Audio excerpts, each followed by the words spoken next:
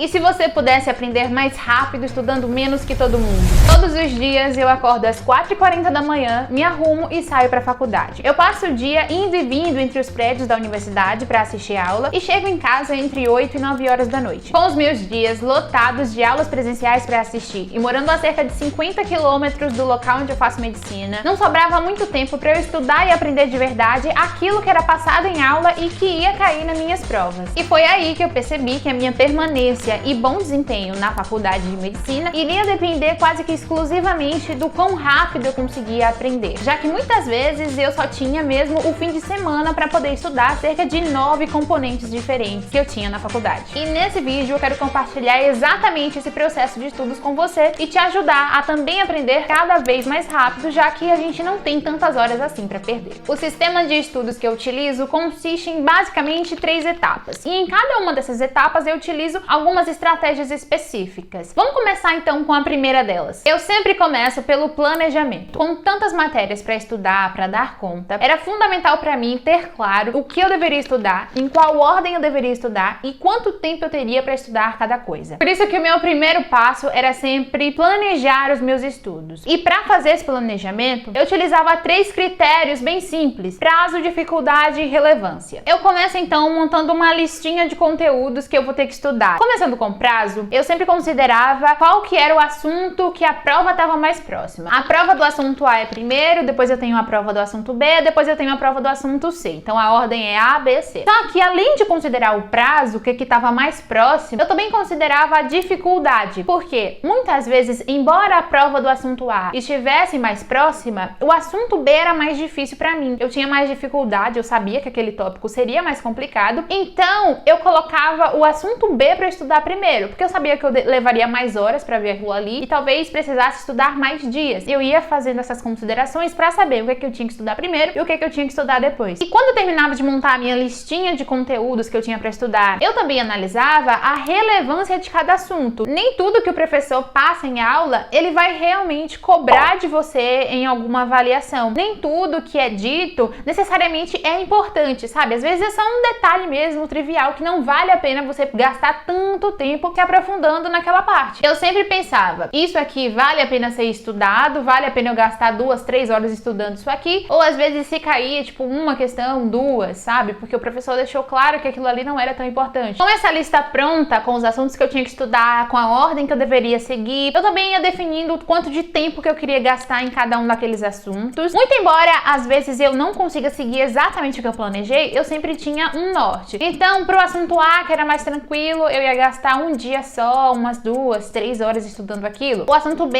era mais complicado, então eu ia usar mais ou menos 2 dias para estudar aquilo. Então, cada dia eu estudava umas 2 horas. Vai decidindo quanto tempo mais ou menos você vai gastar em cada coisa para você não procrastinar e para a lei de Parkinson não acontecer. A lei de Parkinson diz que o trabalho se estende para preencher o tempo destinado à sua conclusão. Basicamente, se você definir que você vai estudar um assunto em 5 horas, você vai levar 5 horas. Se você decidir que você vai estudar em 3 horas, você vai levar 3 horas, porque a gente meio que vai alongando o trabalho que a gente tem para encaixar naquele tempo ali que a gente planejou. E se você deixar em aberto, você não definir um tempo, aí que você demora mais horas ainda. Sempre tenta definir uma meta assim, porque mesmo que você não cumpra, você tem um norte. Você sabe mais ou menos o que você tem que fazer durante esse tempo. Com o meu planejamento pronto, finalmente eu passava para a etapa de fundamentação. É a segunda etapa e é aqui que eu realmente aprendo aquilo que eu preciso. E eu também segui algumas estratégias que eu fui percebendo que me ajudavam a aprender o conteúdo mais rápido. Eu nunca começava a estudar um assunto indo direto assistir uma aula longa de 2, 3 horas ou começando a ler o capítulo inteiro do livro. Pra mim, isso nunca funcionava e eu sempre ia avançando muito devagar se eu seguisse esse método. Foi aí que eu passei a fazer um escaneamento de todo o material que eu tinha disponível antes de começar a me aprofundar no assunto. Porque assim, eu acabava construindo um contexto do conteúdo no meu cérebro e as informações que eu viria a aprender posteriormente, quando eu estivesse me aprofundando, iriam ter onde se apoiar. Digamos que eu tivesse que estudar sistema cardiovascular. Eu tenho os slides da aula que o professor passou, eu tenho aulas resumo no YouTube para poder ver se eu quiser, eu tenho capítulos do livro sobre sistema cardiovascular, então eu tenho diversos materiais diferentes por onde eu posso começar estudando. O que eu fazia era pegar todo esse material e dar uma escaneada geral mesmo.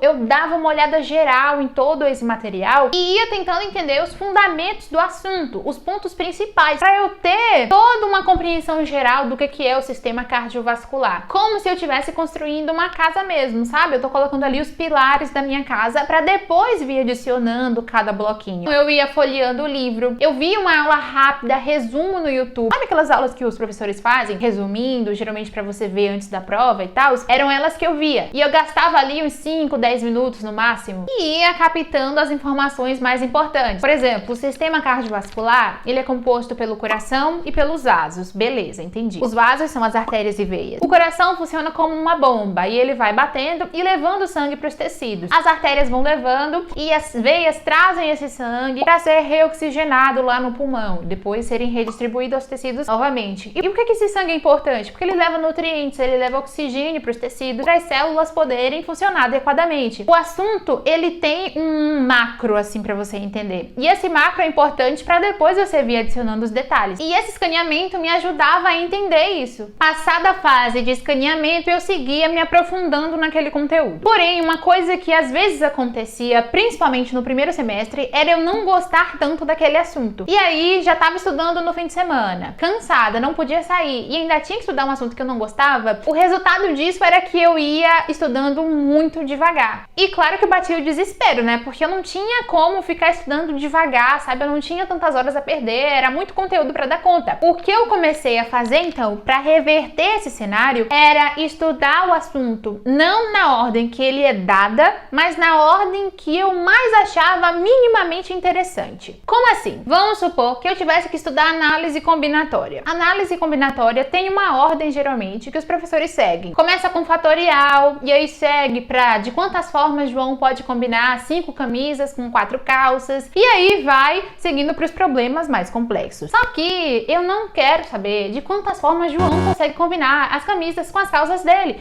Isso, assim, é muito desinteressante para mim. Ao invés de seguir essa ordem, eu iria, então, procurando no conteúdo algo que eu me interessasse. Em combinatória, uma coisa que eu acho muito interessante, que eu gostaria de saber, é de quantas maneiras eu posso combinar os números da Mega Sena e ter certeza de que uma dessas combinações que eu fiz vai ser sorteada. Esse é um tópico que eu acho interessante em análise combinatória. É algo que eu gostaria de aprender. E mesmo que eu precise voltar agora pro começo e vir aprendendo aquelas coisas mais básicas, eu tô fazendo isso com um objetivo, que é resolver o problema que eu acho interessante, que eu gostaria de aprender. E assim eu fico mais motivada para estudar aquele assunto. Com mais motivação, mais velocidade. Eu ia estudando as coisas muito mais rápido porque eu ia seguindo os meus interesses. Contanto que no final da minha sessão de estudos eu tivesse aprendido todos os tópicos que eu iria precisar para fazer a prova, tava tudo certo. Então eu não precisava seguir a ordem dada, eu ia seguindo com base no que eu achava interessante mesmo. Eu sentava, fazia o escaneamento, procurava uma parte que eu achasse minimamente interessante e começava dali.